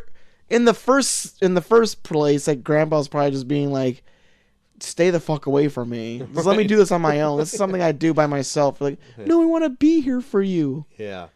And then, like, you get the oldest like, kid that's like, well, let's go and support Grandpa. And then you get the youngest kid that's like, I want to go play PlayStation. Granted, none of this really happens in the movie. No. But, like, you gotta imagine, like, this is a thought That's some shit that happens where it's like, there's all this generational gap of, like, all these different things that could possibly be happening, but yet we're seeing it through Private Ryan's eyes, where you're like, you need to tell these people to fucking leave. Yeah. You can't let these people, like, ruin this for you. No. Like, you can't... like, these people have no fucking idea what you've been through. Not a goddamn clue. Anyway, that's pretty much all I could think about, those bookend scenes. It was like, get that fucking family out of here. The way that this movie comments on war, I think, is pretty inspiring. Because I love their conversations back and forth about like whether or not it's worth going to save Private Ryan. Like these like 6 or 7 guys that are going across enemy lines to save Private Ryan, and like they finally get to a scene where it's Tom Hanks and who's the guy that plays his right hand man again? The Sizemore. Tom Sizemore, and like they kind of have this conversation that kind of like all puts it in perspective where he's like, we've done a shit ton of missions where we've been told to like either like blow up this thing or kill this guy or do all this stuff, and it's like now we have a mission we can cling on to where if we ever get home, where it's like if people ask us what we did in World War II, we can say we saved this guy. Sure. And it's like it doesn't matter whether or not like it's going to be remembered in like the annals of history when it comes to World War II. It's something that they can personally hold on to, where it's like in the span of all the terrible things I did in World War II, the best thing I ever did was I went out of my way to save someone the grief of losing all of their children. Mm-hmm. And they kind of like come to that realization at the end where it's like they really look out for Ryan at the end. Yeah. And I think that's like one of the most poignant messages in this whole movie, where it's like you can talk the logistics of whether or not it's logical to waste so many men on one person, but in the end, in the human aspect of it all, the fact that you're going out of your way to save this one person, not kill someone, not blow something up, but to save someone, it's like it's kind of a way of redeeming yourself from all the terrible shit you did in war. And I really fucking love that. Yeah. Yeah. For me, it was like hard because this is another point where it was a real tearjerker when I want to say it was like early on when the guy was given the Abe Lincoln story, or it was something along those lines where they visit that old lady. She sees the government car drive up to the house, and like you just see the preacher and like the general get out of the car, and she just falls over, and I'm just like, oh my god, I'm like welling up because she knows her whole family died, and I'm like, oh my god. Like, well, she probably doesn't even know that her whole family. She probably knows at least one of them died. Even so, like the whole thing made me well up anyway. Yeah. But like, I just kept thinking about that like the whole time. Anytime any of the guys had an argument about like not doing it, and I understood their argument that it's like a risky mission to save one dude when all these people are dying that I care about. Yeah. And it's like. But I keep thinking about that one lady who's like, that's all she has left. Yeah. Is like her one son that's still alive. Yeah. But no, it's like because they almost kind of like argue the logistics of it all, where it's like, oh, like 7 men for one, that makes no sense. But it's like at the end of it all, it's like, it's not about logistics. It's just about being a human being. Mm-hmm. And like, we're put on this mission. Yeah, it's probably a stupid mission, but it's a mission that we've been given, and it's a mission where we can be like, I saved this person. Yeah. Where it's like, because they even have that scene where like Tom Hanks is like, every time I lose a man, I just think to myself, the loss of that one man means that I probably saved like 10 times that person. Yeah. So if I've lost 93 men throughout the course of like my tenure in World War II, that means I probably saved 930. Yeah. So it's like it's like his way of justifying what he's done and like the people that he's lost. Mm-hmm. But like this is like this is a surefire thing you can look back on and be like, I saved this person. I was put on a mission to save this person. I saved them. It's like something you can look back on, like despite all the terrible things you did this one good thing. Mm-hmm. And you can look back on that fondly, even though you did some terrible shit. Right. And I think that's, like, despite all the terrible things that happen in this movie, there's still a human message wrapped up in it. That's, like, it's small, but it's still human. And it's like what it's like, I love that, like, Spielberg, like, tries to show that even though all these people are doing terrible things, they're all human beings and are all looking for reasons to justify what they're doing and still trying to find ways to still be good people in the end. Mm-hmm. Like, there's so many films that are just like, people are dark, people are awful, and this, despite it being a war where millions of people are killing millions of people, he's showing that, like, even in all this chaos, people are still trying to be human beings. And it's like, fuck.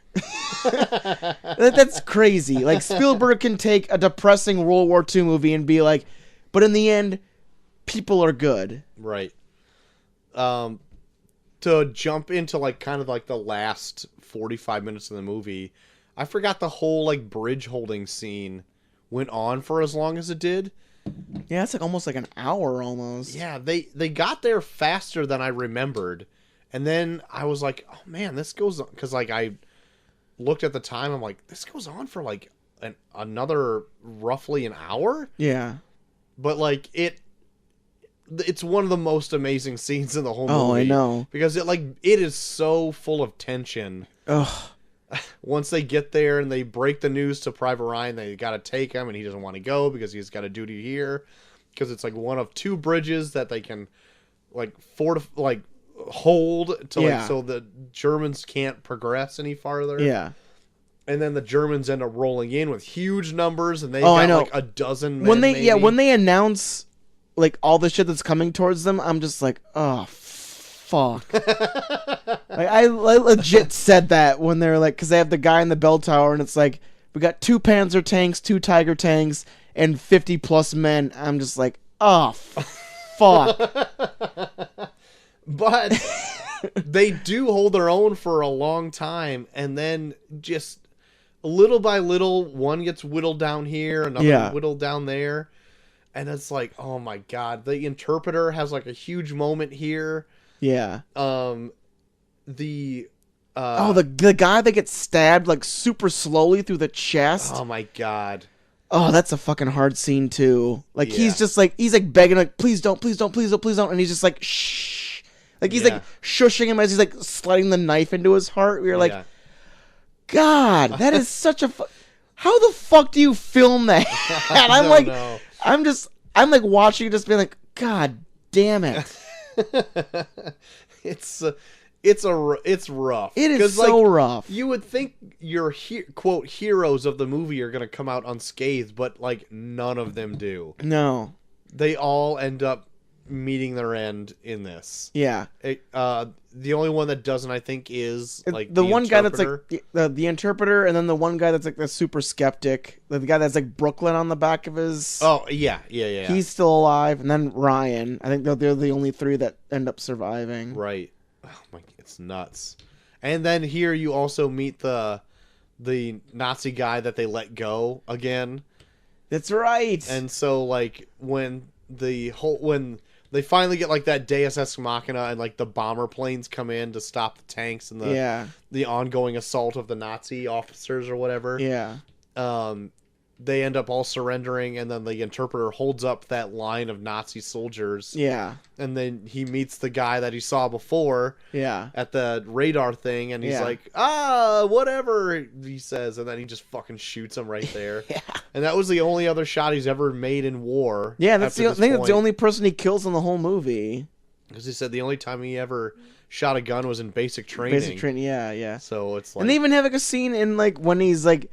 That's a crazy-ass scene for me, too, when they're at the radar tower, and, like, the dude's, like, digging, like, what could possibly be his own grave, and he's, like, sharing a cigarette with him while he's, like, doing it, where you're like, war is fucked up, man. Yeah. It's fucked. And, like, you could be digging your own grave, and then, like, the person that's about to murder you gives you a cigarette to smoke while you're digging your own grave. That scene is war nuts. Is fucked. Because, like, even because he's like, I like Americans, and he's like, oh, say can you see? Yeah. Oh, say can he's saying, you say can you see to the entire tune of Star Spangled Banner. And then he's like saying some old, like, 40s chick as, like, great rack or whatever, and he's like, I like America, yes. Yeah. Yeah, he kills Borat. That's who he kills. My name is Borat, my wife. I'm a digging my own grave here. But yeah, like overall, like it ends pretty stoically with the Yeah. guy like just weeping over like the graves of the people who saved him, and Yeah. oh my god, like this fucking movie. Shit. I literally, both me and Chelsea were watching it, and I could hear her. Oh shit! I hit my mic. I could literally hear her sniffling behind me, like crying and stuff. And I'm like watching it, Don't cry, don't tears cry, don't coming cry, don't down both cheeks, and like the credits roll, and I turn and I'm wiping away on my face, and she's like, "Are you crying?" I'm like, "Of course I'm crying. Did you not just see what happened? He lost all of his friends." Oh my god. But yeah, this movie is great. This movie, like when I first watched it, spurred me to watch more of it. And Yeah. Band of Brothers is, if you haven't seen it, is super close Yeah. to the feeling of Saving Private Ryan. Yeah. It's even made by like the same, Yeah, Tom Hanks Team. is a producer on it. yeah, and so is Spielberg. So Yeah. it's like it's the same team who jumped onto this, Yeah. did Band of Brothers. So like Mhm. it's great. I still have never finished it. I know. I want to go back and rewatch it now too. I even want to go back and watch The Pacific, which is like it's made by the same people, but it's like the Japanese Right. Side of things. side of thing. Yeah, Man, I haven't seen any of that either. yeah, But yeah, I really enjoyed this and also Band of Brothers. yeah. So, what would you grade Saving Private Ryan, JT? Man, well, despite the Abraham Lincoln letter scene that I thought was kind of out of place, yeah, this movie is borderline perfect. I think like think it's just like Tom Hanks is amazing in it. Like the way they frame the mindset you need to have when you go into war. Like it, I feel like this not only like portrays like what war's like in general, but like kind of like the mindset you have to kind of develop as you're in war to really like Cope. to cope or like even like come to terms with like what you're doing. Like there's so many scenes in this that people are like talking about like the things that they do to try and like get through the day. Even like that weird scene where like Tom Sizemore is just like he takes collections of soil of places he's been. Yeah.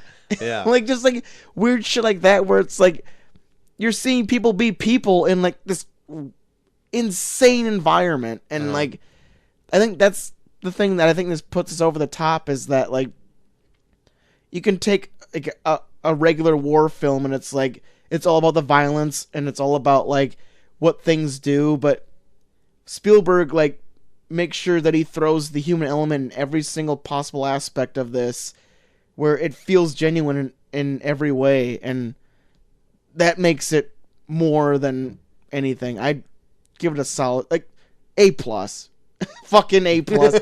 Like, Saving Private Ryan is amazing. Yeah. I think I'm gonna give it an A, but like a super strong A. Like everything about it is it's like the best war movie I've ever seen. Yeah. And like I don't even really get into war movies at all because they're usually really schmaltzy, leaning towards Pearl Harbor, which we'll be doing for our mini for Monday. But I've never seen that either. But I know what it's about. I get it already, and it's nothing like that. It's not tugging on your heartstrings in either way. It's like showing like this is like as real as it can be here. Mm-hmm. And these are real people in these situations where they're trying to do one good thing. But like I can't stress enough that this movie is like near perfect, but I'm going to give it like a solid A. Gotcha. Oh my JT. Great stuff. What an emotional roller coaster this week. Oh my god. Thanks a lot, internet. You're making us cry. You pieces of shit. Well, is there anything else you've been into this last week, JT? Well, Troy, I saw the film The Meg. Oh, why? I'm asking myself the exact same thing. It is not good. Good. I'm glad it I, didn't win anything. Yeah, it's. I went into it being like, okay, maybe it's campy, like a campy fun film, and it's like all the things they could have done to make it like over the top, they like almost avoid purposefully. Like it's weird. Like they like I don't know who the fuck made this, but it's like they they have countless times where it's like you could go like super nuts over the top with certain things, and they're just like, no, we're just gonna have him like chase a thing, and like I don't even think like the size of the shark stays consistent throughout. Like there's times where like it looks like the size of a whale, and there's other times where it looks like the size of like just a slightly bigger shark. Yeah, I heard it. Some of it seemed inconsistent from other reviewers too. Yeah, it's just I don't know. I couldn't get into it, and like the humor is like kind of that same humor where they're like instead of like actually doing something funny, they're just like they'll say something awkward and just be like, "Huh." Oh no. So yeah, that's bothersome. Yeah, I couldn't. It's giving me hiccups. I can't even stand it. So yeah, don't watch The Meg. The Meg is bad. Okay, Cannot I'll skip it. Stand it. But a film that I did like. Okay. On Netflix. The disc? No, on what? Online. Unprecedented. Yes. Me and Molly watched the new Coen Brothers film, The Ballad of Buster Scruggs. I've been wanting to watch that. I really liked it. All right, good. Yeah, it's an anthology film. It's like 6 different stories, and like none of them are really like super poignant or like very like don't have like a big twist to them or anything. But they're all pretty charming in a way. Good. Especially the one with the guy that like digs for or pans for gold. Okay. That one in particular, I fucking loved. I even like was like tweeting with someone today that someone that saw it, and I was like, oh yeah, I fucking love Buster Scruggs. And then they were like, which one is your favorite story, and why was it the one with the gold, with like the guy that pans for gold? And I'm like, exactly. Like that one's so good because it's like Tom Waits is like this guy that's panning for gold, and they legit like film like every process he goes through to try and pan for gold, and like he's so adamant that there's this big vein of gold in this area that he's searching for. He calls it Mr. Pocket, and he just goes to sleep every night being like, I'll see you soon, Mr. Pocket. And he's just like tucks himself into sleep where you're like, I really want him to find that gold. Right. Like it's such a touching old man trying to find gold story. Yes. Like I loved it. Great. I can't wait. The other day I saw that it was like actually on Netflix, and I'm like, hey Chelsea, you want to watch Buster Scruggs? And she's like, what the fuck is that? I'm like, first of all, be a lady. Secondly, even the Buster Scruggs story is fucking awesome too, because he's just like this guy just all in white that sings constantly on horseback, and then every time somebody confronts him, he just murders everybody. There's like one where a guy challenges him to a duel, and every time he tries to pull his gun, he shoots off all his fingers. Oh my god. Oh, I want to watch this real bad. Yeah, it's I was a big fan of it. I really liked it. I'll see if I can get to it this weekend. Totally. But yeah, Ballad of Buster Scruggs on Netflix. Totally check it out. Sweet. Really dug it. Anything else? That's it.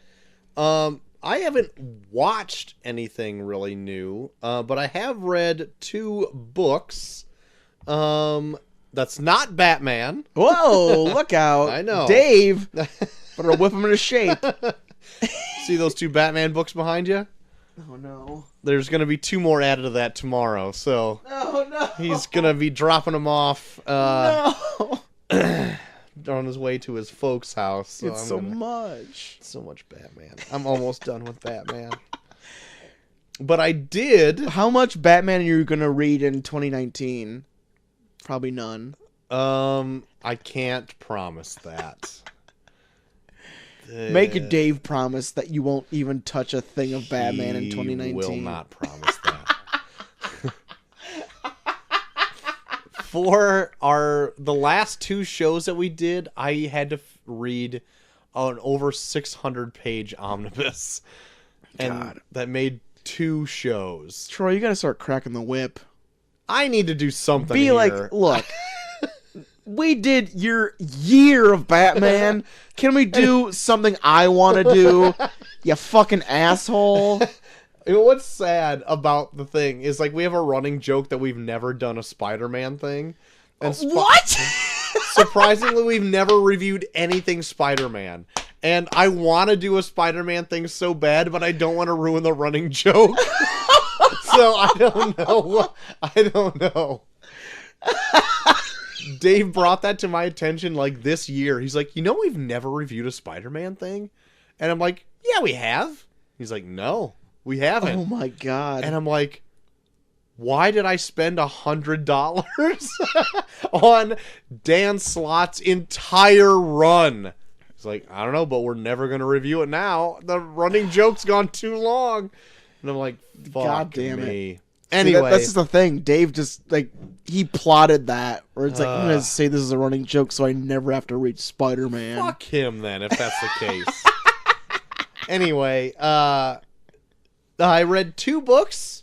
One completed a miniseries. Ooh. And the other is a continuation on a relaunch of a property. The first one is Mr. Miracle number 12. All right. Finished the short, I don't know if 12 issues is like a miniseries, but it is a very odd ending to the story that they've been telling so far. Yeah. It answers all the questions that you kind of have throughout the series on, like, why does it do this? What's going on here? And it also is, I think, a fitting ending. But, like, I had to actually read it twice to make sure what happened actually happened. And even then, I'm still not, like, 100% sure what the ending really is. It's kind of ambiguous. Mm-hmm. But it's still really good. And that series is amazing. It's by Tom King, who wrote those Batman books that are right behind you there. Jesus. And who wrote a Vision book, like, in 2012 for Marvel. And so, like, he actually was in the CIA, and now he writes comic books. And all the stuff that he does, like, deals with, like, kind of like the inner turmoil of, like, trauma. Yeah. In your heroes, rather than just, like, them going and punching somebody. Yeah. And, like, that take on it is, I'm really into that. Like, at least right now, until people start copying his way of doing things. Yeah. But, like, I think it's really well done. In fact, he's doing an event for DC right now called Heroes in Crisis, in which he created, like, a thing called the Sanctuary, in which superheroes go, and it's kind of like a confessional to, like, tell their inner traumas. Oh, wow. Like, in the last issue, Batman goes there because he doesn't know how to deal with him keep losing Robins. And, like, it's a real thing that he's dealing with, but he doesn't ever say it to, like, the normal people because he needs to keep this, like, face, But he's like, I can't handle that I keep losing children. Oh, my God. And I'm like, holy fuck, bro. This is heavy shit. And then, like, Superman goes and he's like, I don't even really know who I am because I put on this goofy facade as Clark Kent so people don't know who I am. And then I go the opposite direction and pretend I'm holier than thou as Superman, but I never get to be the person in the middle. And I feel like I'm losing that. Oh, my God. And I'm like, holy fuck! Like, Tom King, like, all these nuances, like, of a personality is what he's writing about. Yeah. And I'm just like, I don't know if I can handle this. Just lose yourself. Who am I? Yeah. Where do I belong? Yeah, but this Mr. Miracle story is kind of like that. Like, it's a Jack Kirby creation. Yeah. That really never had a huge popularity, but he's like, his power is that he's a super escape artist. Yeah. So he can escape from any situation, which, like, this weird abstract kind of idea. And he's also, like, a new god, so he's technically a god. Yeah. Anyway, it's a pretty heavy idea that they that I'm pretty sure that they lay down at the end. Mhm. But everything leading up to it has been great. Yeah. So I would recommend. The trade will probably be out in like 2 months, 3 months. Oof. If you're into Tom King stuff, I would recommend picking it up because it's going to be like the hot book for 2019. Right on. And then also I read Fantastic Four #3, which it has a it's a relaunch. Fantastic Four hasn't really been around since like 2015 Mm-hmm. after this huge event where Reed Richards fights Doctor Doom and then rewrites all of reality. And then around that same time, the Fantastic Four movie came out that really sucked. And so, like, they didn't have any Fantastic Four books until, Yeah. like, now. Yeah. So the third issue just came out of its relaunch. And I feel like now it's really kind of finding its footing after, like, a bit of a small arc that they did. And it's, like, kind of getting back on track to where I really liked it from before. So I'm into it. Nice. The Fantastic Four and the Fantastic Children all like defeat this like enemy by being outsmarted by Reed Richards and his braininess, and like they encapsulate all of the like ancillary members of the Fantastic Four. If there was ever like a member out, they would have like this fill-in member. Yeah. And they had every single one in on this issue to like defeat this big foe or whatever. It was a good issue, I think. Good. So, if Ben Cron, if you have an issue with Fantastic Four, you better take it up with me, buddy. I don't know if you even listen this far into the show, but I would love to chat with you about this, because if you don't like this issue, I'm going to come find you and slap you around a bit. Oh my god. Excuse me. I would love. I'm gonna pitch this right now. I would love if Credits Due puts us on their next after credits episode. Oh, yeah. Just so we could shoot the shit with them. I would love that. Just do a big 5-way.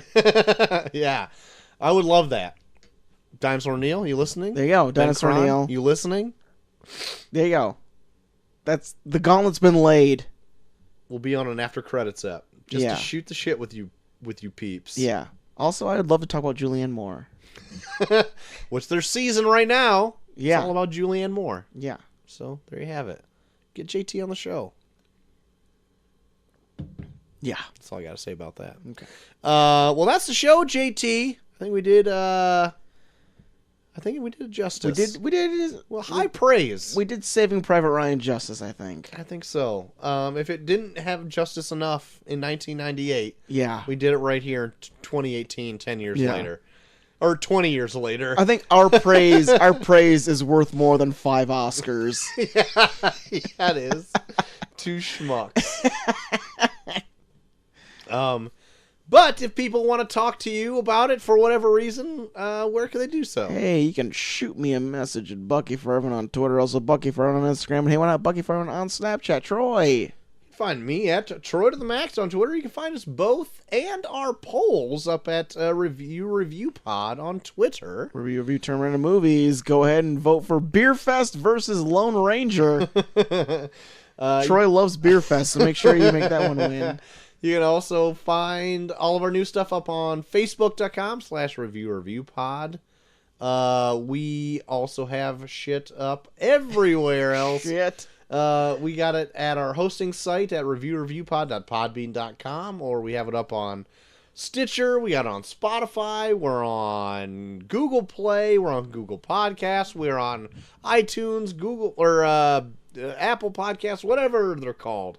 We're everywhere. Yes. We've been around long enough. We're pretty much everywhere. Yeah. Who gives a shit? Just go find us. If you're listening to us Google right now, us. you're doing something right. Yeah, you found us some Obviously. way. Yeah, you crafty piece of shit. If you want to write into the show, such as our pal Jude from Down Under did Hell yeah. this week, you can do so at reviewpod@gmail.com. Yes. You're more than welcome to do so, or you can hit us up on the Twitters for your movie reviews that we will read on the show. Oh, yeah. So that's the show, JT. What do we got coming around the corner? Well, for our Monday show, if everything works out all right for this weekend, when we get plastered and watch Pearl Harbor, we're going to be talking about Pearl Harbor. You know, Pearl Harbor's 3 hours long. It's on Netflix for free. I saw it, but that doesn't make it any better. I don't give a well, we probably won't watch. We'll probably fuck true. around while we... I just want to talk about the dumb shit while it's going on. We'll be fine. Sweet. I'm more or less... I want to get Chelsea back on. I haven't seen Chelsea. Chelsea hasn't been on the show in a while. That's true. I want to get her back on. I want to get her 2 cents on it. I'm sure my girl Molly Pop will be around. Yep. We'll get some female perspectives on this wonderful romance film, That'd be fun. Pearl Harbor. Big group record. Be good. It'll be good. And then next week, we got it. Our leftover turkey episode. Mm-hmm. The show after Thanksgiving where we talk about one of the worst reviewed films of the year. The poll is closed. We'll be reviewing Gotti. Oh, fuck. It won almost outstandingly. God, no. It got all the votes but one. Are you serious? Yeah, I think Hurricane Heist got 1 vote. Gotti got all the rest of them. I can't even imagine. So, tune in for our review next week when we do Gotti.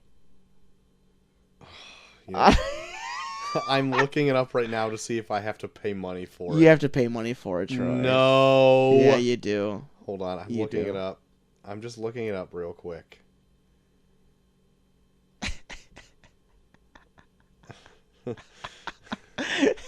Oh my god. Even Roku gives it 1.5 stars. So there you go, everybody. Gotti. If you have Amazon Prime, Yeah. you can watch it. It's included with a subscription. Really? Yes. Which I have. All right, good. So there you go. We'll try to watch it fucking Saturday or whatever it is, and it'll be Yeah. like, sorry, no longer have it. Oh, Couldn't my even watch it for God. free without a pubis prick. Didn't even have a pubis prick. So there you go. Next week, we're leftover turkey. The John Travolta classic, Gotti, will be Oh, my there. But then, after that, Troy, rest your little head, because then we'll be talking about the movies we missed of 2018. Sweet deal. So, get a movie in your mind, what you want to do. Okay. I got one for sure. All right. I'll get a few down that I missed, and then we'll talk about it probably on the Gotti app. Probably. We won't have anything else to talk There you about. go. You know, I got one for sure that I want to do. I'm sure you've got some in mind. Yeah, I do. So our 2018 is packed. So get ready for Gotti, and then good movies after that.